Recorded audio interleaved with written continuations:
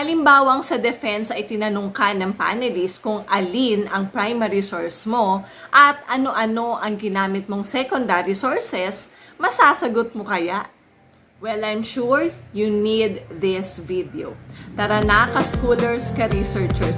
Join me as we talk about the two classifications of information sources, the primary sources and the secondary sources.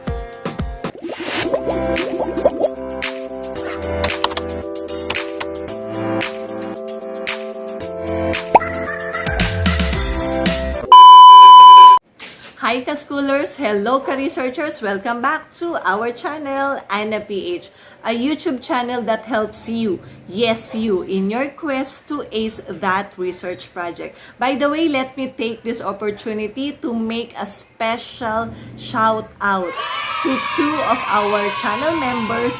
Hello po, Teacher Ann Romantico, and hi din sa iyo, Jackie Blue. Thank you so much for availing our membership perks here in Anna PH. And speaking of perks, our channel members, Jackie Blue and Teacher Ann, can ask questions directly to me. Okay, so I will be waiting for your queries, for your questions. And of course, going back to this video, yes, today we will have another important topic. We will talk about the two classifications of information sources, the primary sources and the secondary sources. Well, we know for a fact that in doing our research project, we need a strong foundation of information and ideas we put in our paper. Tayo bilang mga researcher, we are very inquisitive. Our inquisitive minds are always thirsty for discoveries and are always searching for facts and information. But how do we discover the information we need? And where should we search for facts and dig for knowledge? As Linus Pauling said, the best way to have a good idea is to have a lot of ideas. Tangential to this, in literature review, we need stable and strongly founded arguments. Arguments which we form or create, or we directly lift from various information we get from different sources. Now, let's take a look at the difference between primary sources and secondary sources. Primary sources are those containing first-hand information. These are sources that provide raw information. On the other hand, secondary sources are those that provide second-hand information. Those information that have been checked for accuracy.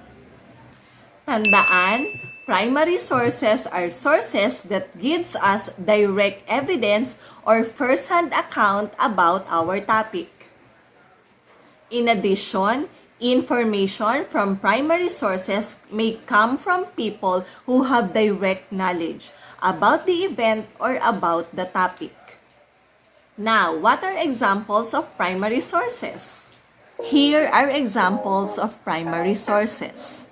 We have letters, diaries, videos, legal documents, research study, maps, photos, speeches, tweets, or social media posts. On the other hand, secondary sources use the primary sources in order to analyze, interpret, and synthesize the said sources. Examples of secondary sources are the following: books, journal articles, newspaper articles, bibliographies, and abstracts. But, ka-schoolers, ka-researchers, take note of this. Classifying a source as to primary or secondary depends on its nature and context. For instance, an original scholarly research article is a primary source. However, it can be considered and used as a secondary source if it is utilized in another research study. Now, let me provide you with another concrete example, and later on, I want you to identify which belong to primary sources and which ones are for secondary sources, okay? Sam, a student researcher from the Humanities and Social Sciences strand or HUMSS, collected tweets and FB posts on trending issues in the Philippines. He wanted to discover the top 10 talked about issues in the country and used people's social media posts to provide him original thematic analysis.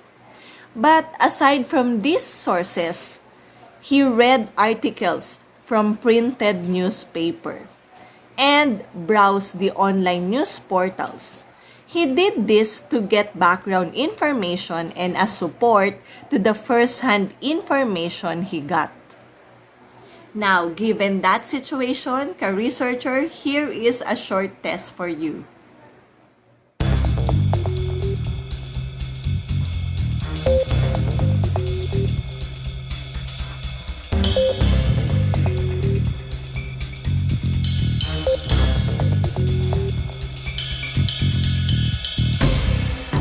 Now, check your answers by referring to the keto corrections I provided in the description section below.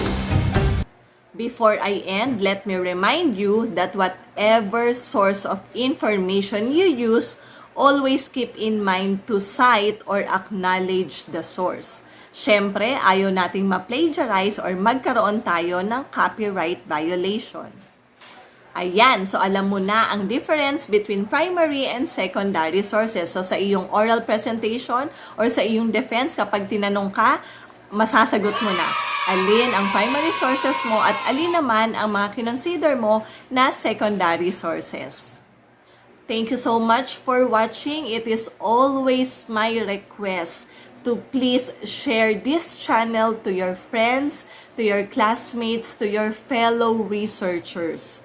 Because it is the goal of our channel of Anna PH to reach them in order to assist them, in order to help them in their research endeavor. So there you go. Thank you so much. I will see you in our next video. Bye!